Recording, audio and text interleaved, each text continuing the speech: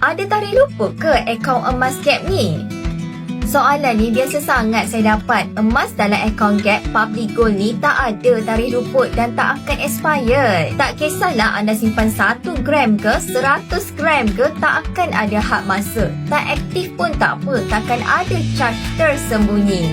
Dan yang paling penting, emas tu memang milik kita. Nampak digital, tapi emas dalam akaun Gap ni disokong penuh oleh emas fizikal. Bila-bila masa kita nak keluarkan, boleh pilih nak dalam bentuk gold bar, dinar atau item lain yang kita suka. Tapi apa kata cuba keluarkan sekeping 2 emas fizikal, baru betul-betul rasa aura simpan emas.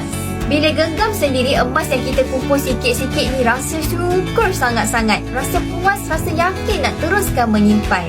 Sebab tu saya selalu ajak orang bermula dulu walau 1 gram. Awal-awal mungkin nampak biasa-biasa je, tapi lama-lama dia jadi luar biasa. Tak mampu 1 gram, boleh mula serendah RM100 je. Nak saya bantu anda mulakan tabungan emas? Boleh rujuk pin video saya 5 langkah mudah daftar akaun emas Public Gold dan saya akan bimbing anda sebaiknya.